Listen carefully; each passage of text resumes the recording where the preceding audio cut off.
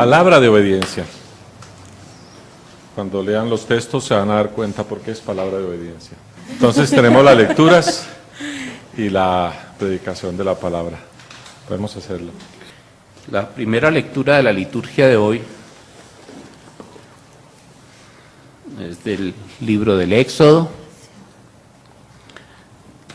capítulo 20, versos 1 al 4, 7 al 9 y 12 al 20. Y habló Dios todas estas palabras diciendo: Yo soy Jehová tu Dios, que te saqué de la tierra de Egipto, de la casa de servidumbre.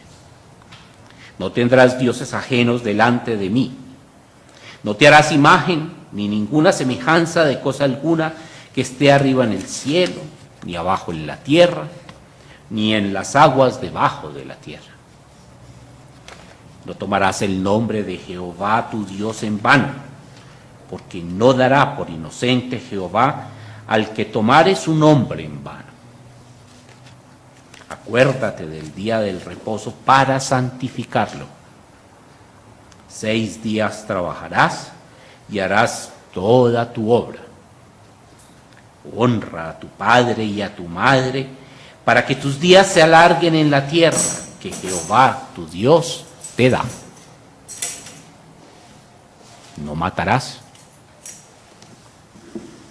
No cometerás adulterio. No hurtarás. No dirás contra tu prójimo falso testimonio. No codiciarás la casa de tu prójimo. No codiciarás la esposa de tu prójimo, ni su siervo, ni su criada, ni su buey, ni su asno, ni cosa alguna de tu prójimo. Todo el pueblo percibía los truenos y los relámpagos y el sonido de la trompeta y el monte que humeaba. Y viéndolo el pueblo, todos temblaron y se pusieron lejos. Y dijeron a Moisés: Habla tú con nosotros y nosotros escucharemos. Mas no hable Dios con nosotros para que no muramos. Y Moisés respondió al pueblo: No temáis, porque para probaros vino Dios, y para que su temor esté delante de vosotros, para que no pequéis. Esta es palabra de Dios. Vamos a leer el Salmo 19, y dice así: Los cielos cuentan la gloria de Dios, el firmamento proclama la obra de sus manos. Un día comparte al otro la noticia, una noche a la otra se lo hace saber. Sin palabras, sin lenguaje, sin una voz perceptible. Por toda la tierra resuena su eco. Sus palabras llegan hasta los confines del mundo. Dios ha plantado en los cielos un pabellón para el sol. Y éste, como novio que sale de la cámara nupcial, se apresta cual atleta a recorrer el camino. Sale de un extremo de los cielos y en su recorrido llega al otro extremo, sin que nada se libre de su calor. La ley del Señor es perfecta, infunde nuevo aliento. El mandato del Señor es digno de confianza, de sabiduría al sencillo. Los preceptos del Señor son rectos, traen alegría al corazón. El mandamiento del Señor es claro, da luz a los ojos. El temor del Señor es puro, permanece para siempre. Las sentencias del Señor son verdaderas, todas ellas son justas. Son más deseables que el oro, más que mucho oro refinado, son más dulces que la miel que destila del panal. Por ellas queda advertido tu siervo, quien las obedece recibe una gran recompensa. ¿Quién está consciente de sus propios errores? Perdóname, aquello de lo que yo no estoy consciente. Libra además a tu siervo de pecar a sabiendas. No permitas que tales pecados me dominen. Allí estaré libre de culpa y de multiplicar mis pecados. Sean pues aceptables ante ti mis palabras y mis pensamientos. Oh Señor, roca mía y redentor mío. Esto es palabra de Dios. Buenas tardes. Nuestra tercera lectura del Nuevo Testamento, libro de los Filipenses, capítulo 3, versículos 4 al 14. Yo mismo tengo motivos para tal confianza. Si cualquier otro cree tener motivos para confiar en esfuerzos humanos, yo más. Circuncidado al 8º día, del pueblo de Israel, de la tribu de Benjamín, hebreo de pura cepa, en cuanto a la interpretación de la ley, fariseo. En cuanto al celo, perseguidor de la iglesia. En cuanto a la justicia que la ley exige, intachable. Sin embargo, todo aquello que para mí era ganancia, ahora lo considero pérdida por causa de Cristo. Es más, todo lo considero pérdida por razón del incomparable valor de conocer a Cristo Jesús, mi Señor.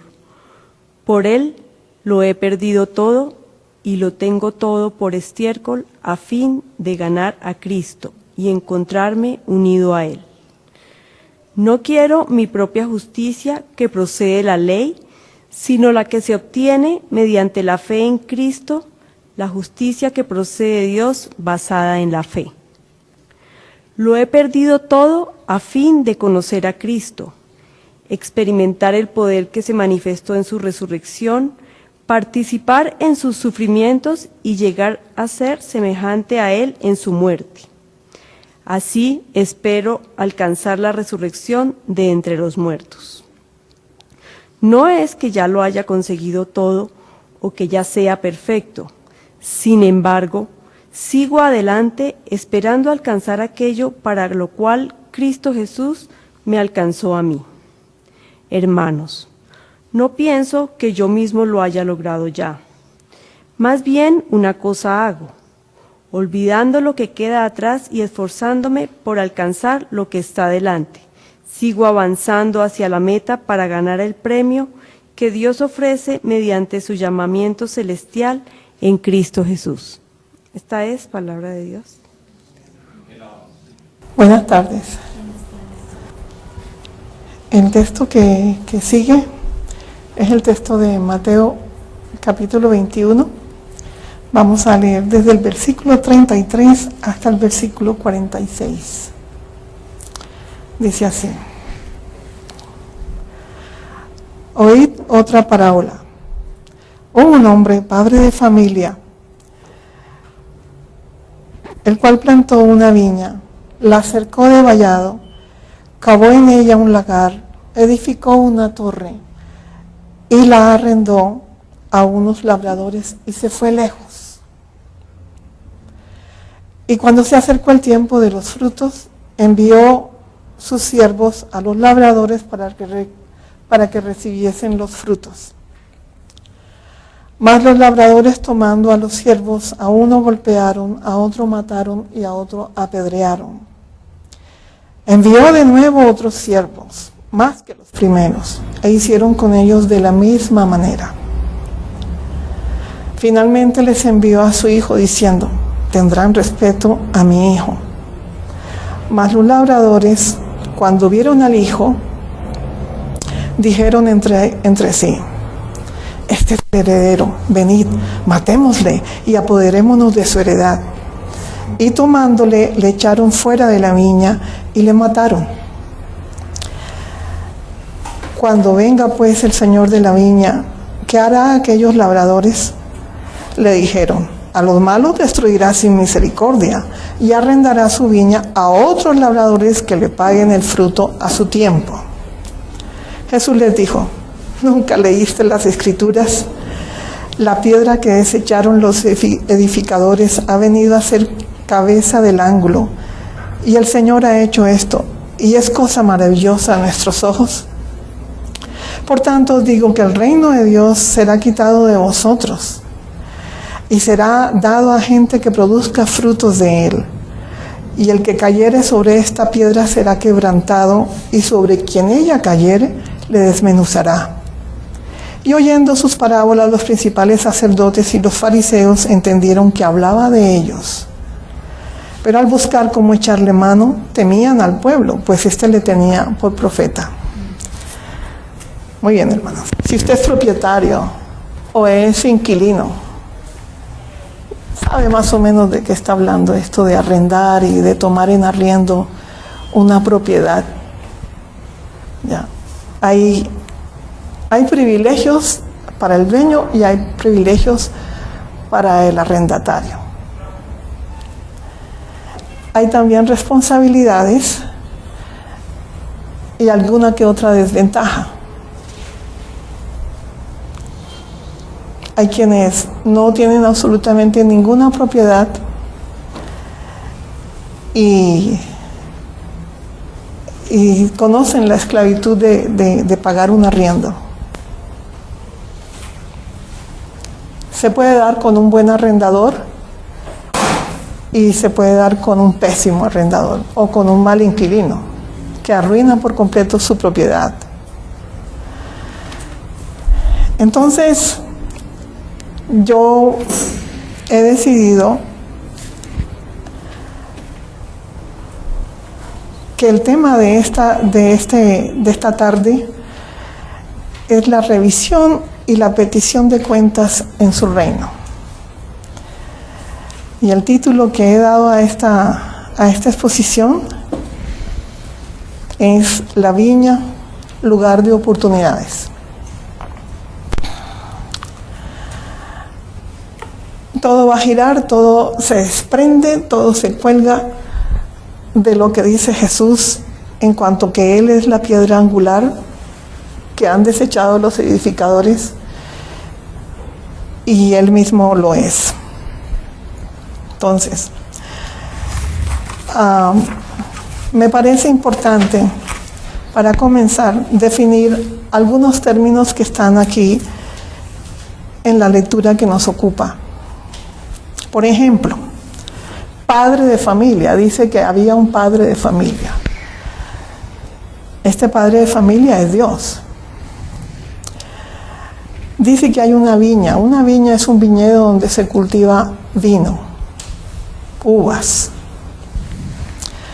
Dice que la rodeó, él la prepara antes de arrendarla. Cuando usted va a arrendar un inmueble, usted pone la silicona, lo pinta, se fija que los tomacorrientes no estén amarillentos y la pared luzca blanca, entonces es un contraste de dejadez. Entonces, para que su inquilino esté contento y se anime a ser cumplido, usted está pendiente de estos detalles. Bueno, este padre de familia cercó la viña con un vallado. Él la cercó de vallado. ¿Qué es un vallado? Es una pared no muy alta para proteger todo el viñedo. ¿Con qué fin? Con que los ladrones no se metieran a robarse los racimos de uvas, la cosecha, y contra los animales, que quedara difícil que una zorra o los pájaros fueran a dañar el cultivo, la cosecha. El lagar. Es bien interesante esto del lagar, porque se las idearon en estas culturas lejanas de nosotros en tiempo, para triturar las uvas. El lagar es el lugar donde se trituran las uvas. Y el lagar no era muy profundo, era de 40 a 60 centímetros. Y era una cubeta grandecita que podía ser hecha entre las rocas, se le echaba una capa, una mezcla muy parecida al cemento, y allí los hombres ya en la Europa mediterránea son también las mujeres, ya mucho tiempo después, quienes hacen eso son las mujeres. En la cultura hebrea lo hacen los hombres. Entonces, cuando llegaba la época de la cosecha, se iban al lagar y francamente se mudaban allí en tiendas y en chozas temporales y machacaban las uvas. Después las uvas eran prensadas con piedras o con piezas de madera. Y ese jugo, ese zumo de la uva comenzaba a destilarse en varios filtros o recipientes grandes. hasta llegar al último, que era el más angosto. Entonces ahí era toda esa jornada de la vendimia, de la cosecha del vino. Eso era un lagar. Y este hombre, padre de familia, prepara el lagar, prepara el vallado, lo cerca, y está todo dado para que los inquilinos, los labradores, lo disfruten y usufructúen de él. Entonces no hay cualquier propiedad, era una propiedad productiva e importante. Los se construían bien sea en rocas o en las faldas del cerro, ¿cierto? Variaban en tamaños, eran cuadrados o circulares. La primera fermentación iba de 1 a 4 semanas y después ya meses hasta obtener un buen vino. Y después eso se ha vuelto algo más científico y más exigente cada vez. Eso era la torre, que también la menciona porque hizo una torre. La torre era para la vigilancia de quienes se quedaban cuidando que extraños, que los amigos de lo ajeno no se acercaran. Entonces en la torre había protección para el lugar y también para quien vigilaba, estaba abrigadito, estaba resguardado allí. También hizo torres.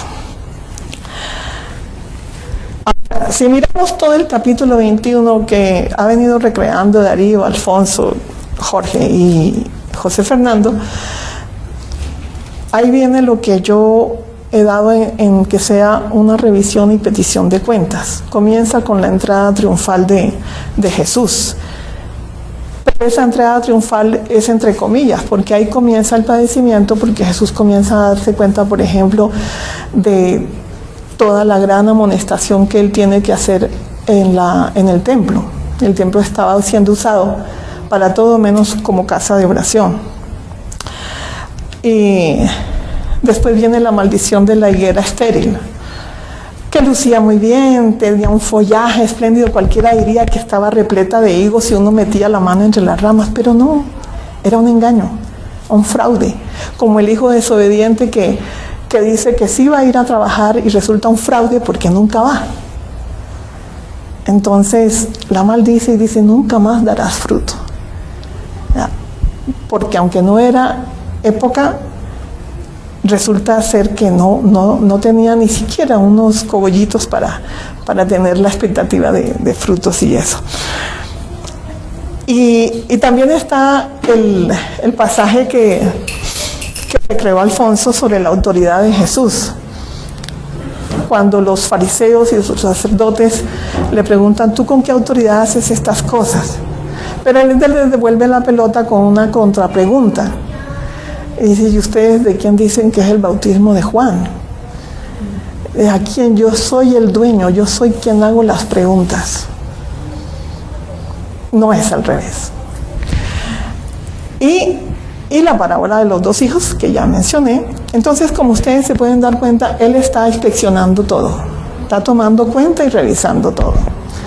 Hasta llegar a culminar este pasaje, este capítulo, con la parábola de los labradores malvados, que comienza diciendo, otra parábola, por si no me han entendido, otra parábola, ¿ya? Explica hasta la saciedad. Entonces, un número de pecadores sí le habían creído a Juan, ¿ya? Que si lo colocamos dentro del contexto de esta parábola, es el primer siervo que viene anunciándole a él. Pero los sacerdotes no le creen, o sea, los labradores no le creen. Ellos no habían sentido ni la necesidad ni el deseo de arrepentirse. Habían hecho de la ley su religión. Entonces, todos estos pasajes también hablan del reino, efectivamente, así es. Pero recordemos que el reino, por lo menos en estos pasajes, no se está refiriendo al cielo que esperamos después de nuestra muerte. No, este reino de Dios empieza para nosotros cuando nos arrepentimos y cuando descubrimos nuestra miseria, pero también el perdón de Dios. Ahí comienza el reino, o sea, comienza ahora, comienza aquí, ya comenzó hace rato para nosotros. Y en esta otra parábola el dueño que ha preparado y ha hecho todos los arreglos, ya ha definido muy bien qué quiere, qué tenían que darle y qué daba a él pacta con ellos una cantidad específica de la cosecha. Por eso manda los siervos a reclamar esta parte, puesto que ellos no habían tomado la iniciativa de devolverse y entregar lo que le pertenecía al dueño. Que estaba haciendo el beneficio mayor para ellos. Entonces, le da la confianza de él ausentarse y de que ellos cultiven a sus anchas y usufructúen el producto de esta propiedad. Les da cierta autoridad en la propiedad. Es de ellos mientras estén ahí arrendados. Cuando envía a sus siervos, los golpean, los rechazan, matan a uno. Ya habían matado a Juan, ¿no? Es la primera demostración de perversidad, de ignorar el derecho del dueño en su viña. Lejos de tomar revancha, él da otra oportunidad, otra parábola, otra oportunidad, insiste y manda más siervos, o sea, mayor número de siervos. Pero estos no son superados por la cantidad de labradores que estaban en la viña, ni por la maldad de estos. Entonces también los atacan y los golpean. Y ya la narración de Jesús va más allá de lo razonable. La narración va cogiendo un crescendo, como se dice en música, y va aumentando la tensión. Y cuando envía a su hijo ya entra en el clímax dramático de lo que Jesús está diciendo. Entonces, ya sus derechos han sido pisoteados en forma ruda y cruel. Y aquí muestra Jesús el pecado como algo totalmente irrazonable. Ya es un desquiciamiento tal que se pierde de todo rumbo. Es algo incomprensible. Después de este tormento que sufre el dueño y los siervos, aquí toma una fase que escondidamente se torna muy hermosa esta parábola, muy tolerante. Es conmovedor la paciencia de este dueño de la viña. Porque dice, finalmente, por último. Aquí esto da emoción y es patético a la vez. Ya no hay nadie mejor para ser enviado.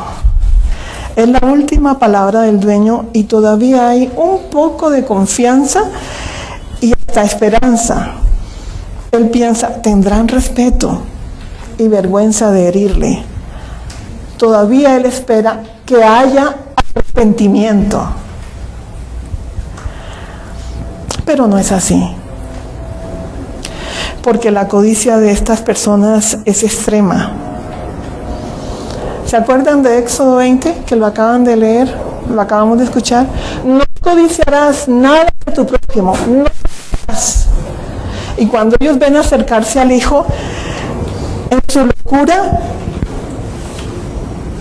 olvidan dónde están parados y planean matarle para quedarse con la propiedad del padre de familia. No hurtarás, no matarás.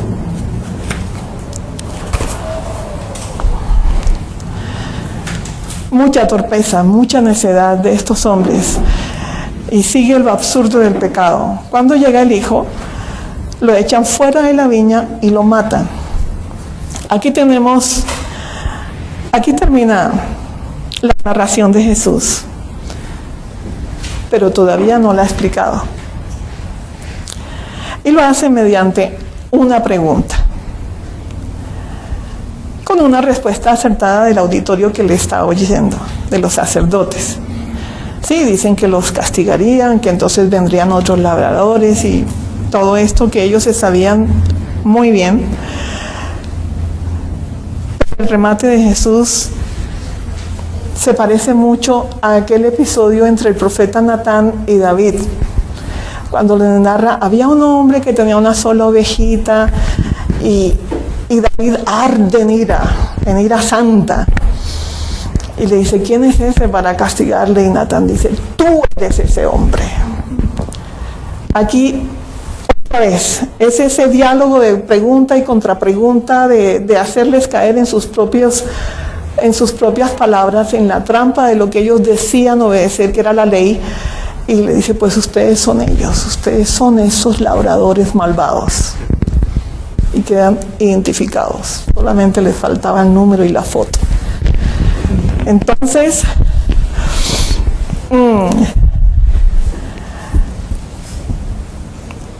este método de la pregunta y la contrapregunta y la respuesta y dime que te diré, eran muy usados por los rabinos y los sacerdotes, especialmente para los pupilos, para los nuevos estudiantes, para que hubiera debate y hubiera interés en las sinagogas y en los lugares de enseñanza.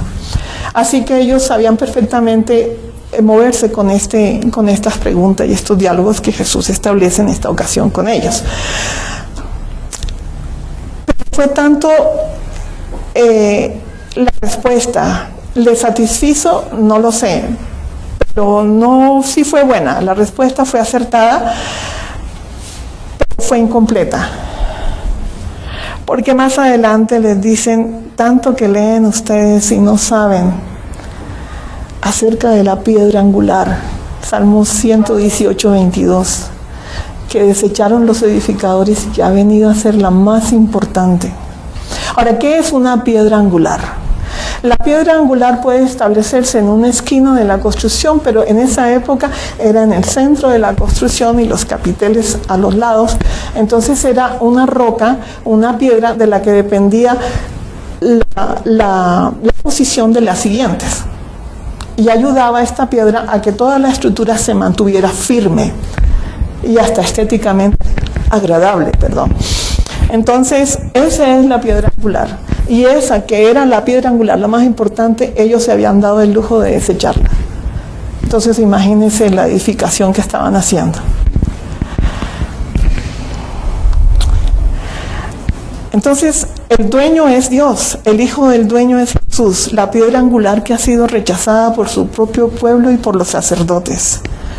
La viña es Israel, ese pueblo que también pequeñito, necio, había sido desechado por las otras naciones, y tú, pequeña Israel, desechada. Los siervos son los profetas que han sido fustigados, castigados, matados, ignorados por el mismo pueblo de Israel. Los arrendatarios malvados son los líderes, los escribas, los fariseos y todos los arrepentidos y codiciosos. El hijo del dueño es Jesucristo mismo, la piedra principal, ya lo hemos dicho, la piedra angular, parte del fundamento. Al final de ese texto, casi al final, en el versículo 44, dice Mateo, el que cayere sobre esta piedra será quebrantado y sobre quien ella cayere se desmenuzará. Esto parece, a propósito de piedras y de construcción, como que un versículo acomodado allí. Yo sí creo que es una interpolación de Mateo, porque él mismo era un gentil y se sentía muy involucrado. Pero de todas maneras es perfectamente coherente con el texto que nos ocupa hoy.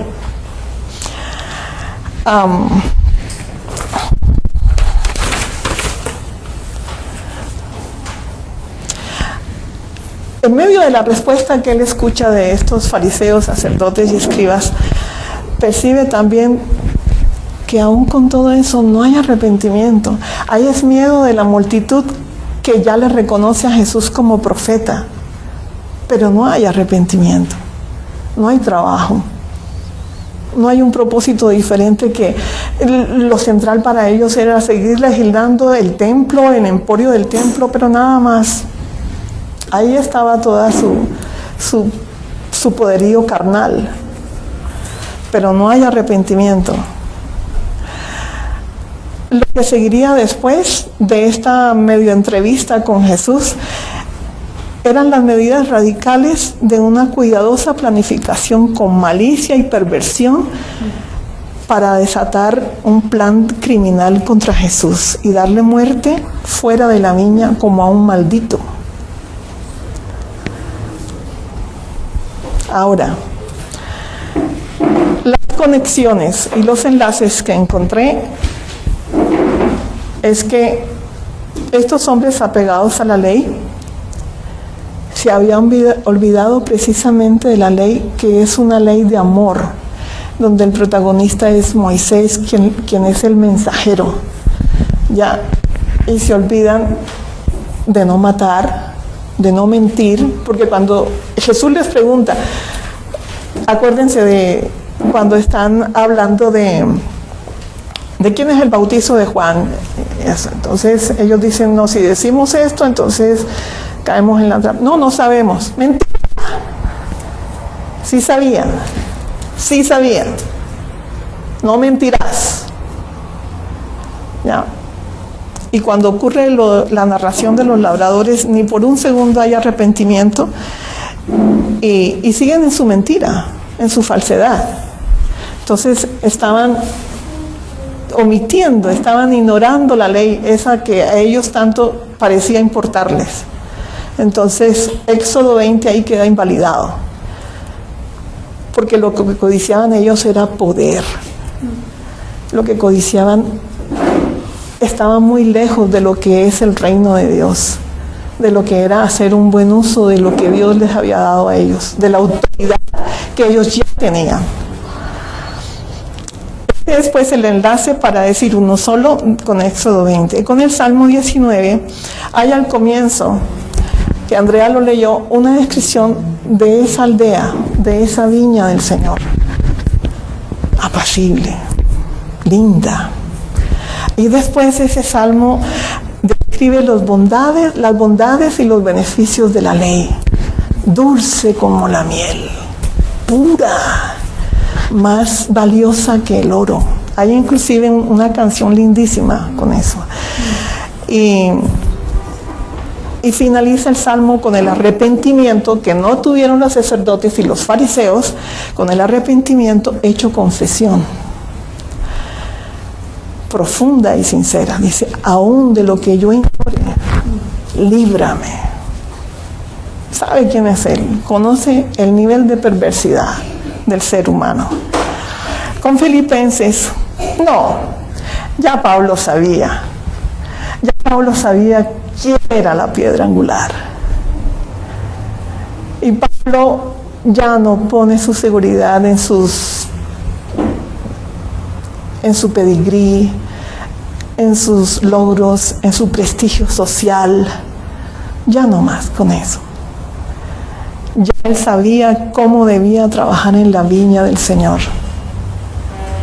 Y ya sabía que por él mismo no habría justicia, que la justicia solo se espera a partir de Jesucristo y de la fe en Él. Entonces, para Pablo ya la lección estaba aprendida y nos anima a practicarla también nosotros. ¿Cuál es la tragedia aquí de ser labradores malvados? La tragedia, según veo yo, en mis cortas luces, es que la tragedia es reaccionar en vez de arrepentirse. La tragedia es tener un concepto errado del Mesías, desconocerle, ignorarle. Y la tragedia es ignorar a Jesús e ir por nuestros propios atajos, por nuestros propios caminos. Entonces nos queda claro que ¿quién es el dueño? Que no ser propietario o propietaria no me exonera de responsabilidades. Siempre hay una provisión de Dios para mí que yo debo administrar.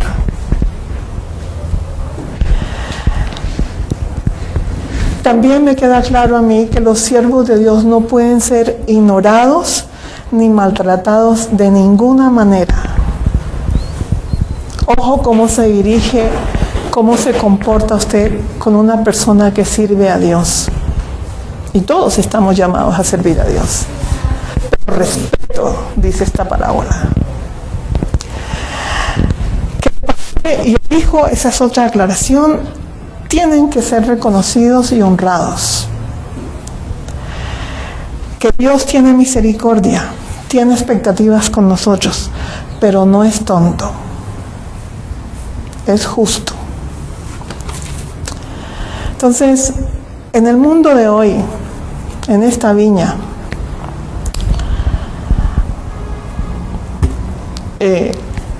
hay todo el maltrato que ustedes quieran, hay todos los robos que ustedes quieran. Una de nuestras miembros ha sido víctima últimamente de un robo. Hay toda la codicia, hay muerte, hay planes para dañar a otros, hay pestes, hay corrupción, hay crueldad, hay niños que de pequeños están maltratando a sus compañeros. Y para esto también les son útiles los medios de todos estos sitios de internet y eso. Entonces no somos tan diferentes a los escribas y a los fariseos. No somos mejores que ellos. Dios nos ayuda. Ahora, no tienes nada, no eres propietario, propietaria, no eres dueño de nada, no eres arrendador, no tienes con qué pagar un arriendo, pero sí tenemos una viña. Sí tenemos una viña muy especial. Dios nos la ha dado. Tu viña es tu vida, tu familia, tu tiempo, tu dinero, tu trabajo, tu corazón, tu alma, tu iglesia, tu día a día. Ahí están las oportunidades de Dios para ti. Ahí están las responsabilidades que Dios te ha dado. Allí es donde le puedes dar a conocer. Allí hay privilegios. Pero también estás convocado, estás invitado, invitada a dar frutos. A no ser malo, ser un buen administrador de esa viña. Todos la tenemos y hacemos parte de esa viña. Esto es palabra de Dios.